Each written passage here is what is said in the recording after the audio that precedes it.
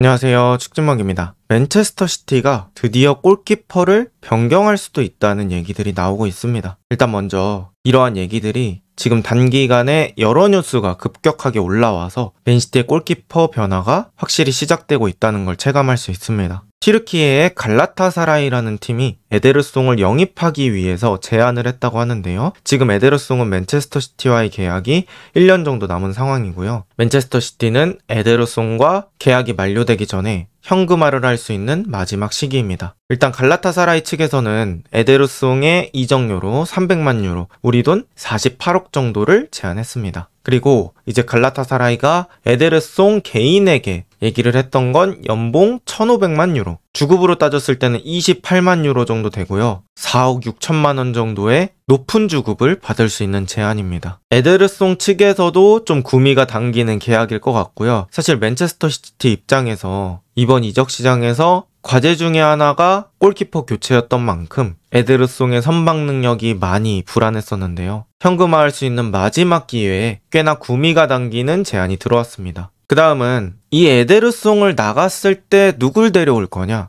그 대체자로 번리의 제임스 트래포드라는 골키퍼가 언급이 되고 있습니다. 이제 로마노에 따르면 맨체스터 시티가 번리의 골키퍼 제임스 트래포드와 접촉을 시도했다고 합니다. 그런데 맨시티가 바이백 조항을 가지고 있었다는 얘기가 나오고 있습니다. 바이백이라는 건 쉽게 말하면 내가 데리고 있던 선수를 어느 팀으로 팔 때 이 바이백 조항을 넣어서 팔면 그 시기에 정했던 이적료대로 데려올 수 있는 조항입니다. 주로 얘 잘할 것 같은데 근데 또 지금 우리 팀에 데리고 있기에는 자리가 없어. 그래, 일단은 너 다른 팀 내가 팔고 나중에 또 잘했을 때 우리 바이백 금액 정해진 거 있지, 그거대로 한번 얘기해보자. 너도 그때 우리 팀 원하면 우리 팀으로 와. 이런 느낌의 조항이라고 볼 수 있겠죠. 그래서 유망주한테 이런 바이백 조항을 붙여놓는 경우가 많습니다. 그런데 이제 바이백 금액은 결국에는 좀 선수가 성장한 뒤에 발동이 되는 경우들이 많기 때문에 이적료가 그렇게 저렴하게 형성되어 있지는 않아요. 만약에 바이백 보낼 때 이적료까지 저렴하게 만들어 놓고 보냈다, 이거는 둘 중에 하나죠. 그 선수가 성장할 가능성이 낮거나 내지는 보드진이 일을 엄청 잘한 거죠. 어쨌든 제임스 트래포드의 바이백 금액은 4천만 파운드, 우리 돈 747억 정도로 이제 얘기가 나오고 있습니다. 그리고 이 바이백 조항 때문에 뉴캐슬이 최근에 관심을 가졌지만 거래가 성사되지 않았다라는 추측들, 얘기들이 나오고 있습니다. 뉴캐슬도 새로운 골키퍼를 찾았고 거기서 트래포드라는 선수가 타겟이었는데요. 이적은 성사되지 않았죠. 그런데 이런 내막이 숨어 있었습니다. 그런데 이제 1티어 쪽 기자들이 얘기하기로는 결국에는 에데르송이나 오르테가 둘 중에 한 명이 정리가 되어야 트래포드를 데려올 수 있다, 이런 얘기들이 나오고 있습니다. 트래포드는 사실 맨체스터 시티와의 인연이 이미 있습니다. 2013년부터 2020년 맨체스터 시티의 유스 출신이고요. 그런 다음에 맨체스터 시티 아카데미로 승격을 했고 이제 프리미어 리그나 챔피언스 리그 때 서드 키퍼 정도로 벤치에 앉았던 적이 종종 있습니다. 그래서 이미 하늘색 유니폼을 입고 오랫동안 머물렀던 선수죠. 당연히 맨체스터 시티와도 친숙할 수밖에 없습니다. 그런데 이 트래포드 키퍼가 또 맨체스터 시티에게 행정적으로 유리한 걸 가져다 줄 수 있습니다. 바로 팀그로운과 홈그로운 규정인데요. 이제 어떤 리그든 자국 선수들을 생각 안 할 수가 없어요. 우리 K리그도 그렇고 또 유럽의 리그들도 자국 선수를 좀 성장시키는, 자국 선수를 좀 보호할 수 있는 그런 규정들이 각각 존재하고 있습니다. 그런데 이제 잉글랜드 프리미어 리그는 그게 이제 홈그로운 규정이라고 볼 수 있겠고, 사실 잉글랜드 규정을 가진 선수만 되는 건 아닙니다. 이 규정을 한번 말씀드려 볼게요. 일단 15살과 21살 사이, 그 사이 기간 동안 잉글랜드나 웨일즈에서 3년 이상 훈련하면 홈그로운 자격이 주어집니다. 그런데 이게 이제 잉글랜드 국적이 아니어도 되는 거죠. 제가 지금 아케라는 선수를 보여드리고 있는데 이 아케라는 선수도 네덜란드 사람이지만 홈그로운 자격이 있습니다. 그 말은 어릴 때부터 잉글랜드나 웨일즈에서 3년 이상 훈련했다는 거죠.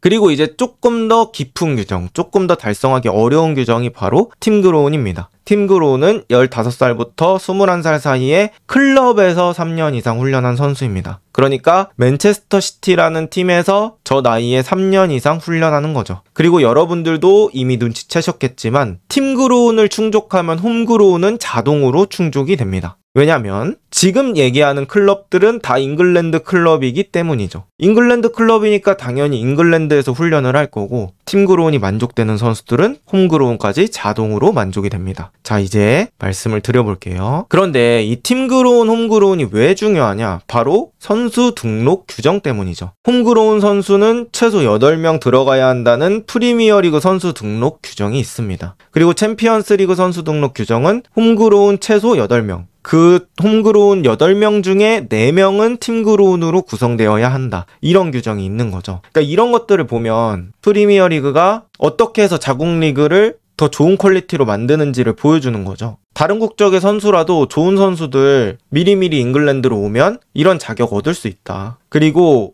이제는 홈그로운의 중요성을 다 알기 때문에 어린 나이부터 전 세계에 있는 유망한 선수들 데려와서 홈그로운 규정을 만들어 놓는 그런 움직임들을 클럽들이 가져가고 있습니다. 그리고 이런 규정 때문에 홈그로운 딱지가 붙은 선수들은 그렇지 않은 선수들보다 이적료가 더 비싸거나 팀에서 더 많은 출전 기회를 가져갈 수 있죠. 어쨌든 이런 식으로 중요한 규정입니다. 그런데 지금 맨체스터 시티가 팀 그로운 선수가 좀 필요한 상황입니다. 일단 맨체스터 시티 현재 홈그로운 선수를 보면 스톤스, 아케, 그릴리시, 필립스고요. 홈그로운과 팀그로운 둘 다 되는 선수는 포든, 오스카밥, 오라일리, 리코로이스, 메가티입니다. 그런데 제가 여기서 노란색으로 표시한 선수들, 일단 존 스톤스, 그릴리시, 필립스 이런 선수들은 맨체스터 시티가 이번 여름에 정리 대상으로 삼고 있는 선수들입니다. 저 선수들이 다 나갈지는 모르겠어요. 왜냐면 홈그로운 규정이 있기 때문에. 그런데 저 선수들을 마음처럼 딱 정리를 해버린다고 했을 때는 홈그로운이 조금 쪼달리는 그런 상황들이 있잖아요. 그래서 이제 이왕 다음에 영입하는 선수들은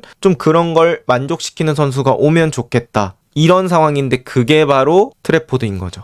트래포드는 아까 말씀드렸던 것처럼 2013년부터 2020년까지 맨체스터 시티 유스에 있었고요. 그때 팀그로운과 홈그로운을 다 만족하는 선수가 된 걸로 알고 있습니다. 그래서 실력도 좋고 바이백으로 이적료도 정해진 가격에 사올 수 있고 그리고 행정적인 규정까지 만족시켜줄 수 있는 선수기 때문에 트래포드라는 선수가 더 매력적인 거고요. 그렇다면 이 트래포드는 어떤 선수인지 제가 간단히 한번 설명을 드려볼게요.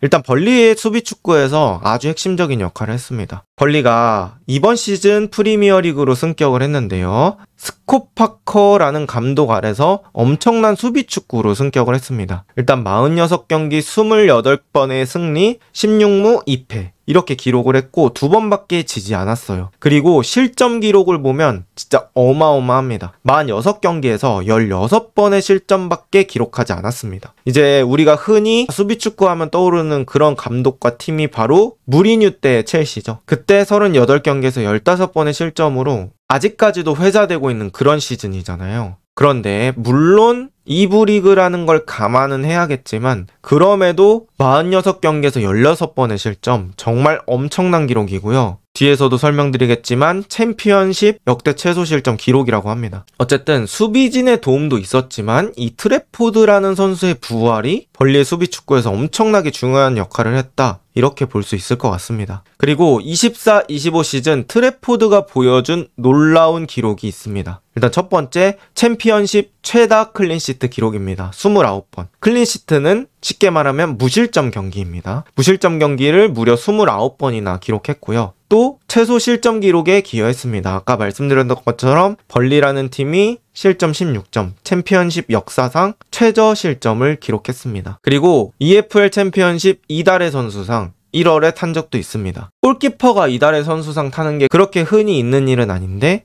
트래포드가 이달의 선수상 탔고요. 6번 연속 클린시트로 차지를 했습니다. 그럴만하죠. 그리고 놀라운 기록이 있습니다. PK 선방률 100%입니다. 물론 2번밖에 없지만 다 막았어요. 그래서 이런 것들도 충분히 최소 실점에 많은 기여를 했다라고 볼 수 있겠습니다. 그리고 플레이적인 스타일을 봤을 때는 각도 좁히기에 되게 능숙하더라고요. 이제 골키퍼는 1대1 상황에서 내지는 슈팅 상황에서 각도를 좁히는 게 매우 중요한 능력으로 평가받잖아요. 그런데 적절한 각도로 잘 나갑니다. 그리고 이 튀어나갈 때 민첩성이 좋고요. 그 다음에 수비 범위를 쫙 늘려서 팔을 잘 벌립니다. 그렇게 되면 공을 막는 게 아니라 맞는 상황이 되는 거죠. 골키퍼는 막는 능력도 중요하겠지만 얼마나 잘 맞을 수 있느냐도 중요하다고 생각하거든요. 근데 이제 트래포드는 내가 공을 잘 맞을 수 있는 상황을 만들어냈습니다. 또 긴 팔, 뛰어난 반응 속도 보유하고 있습니다. 2m에 육박하는 신장을 가지고 있고요. 반응 속도가 아주 좋습니다. 그리고 땅볼을 긴 팔로 쫙 막으면서 엄청난 세이브 범위 보여주는 그런 선방들도 있고요.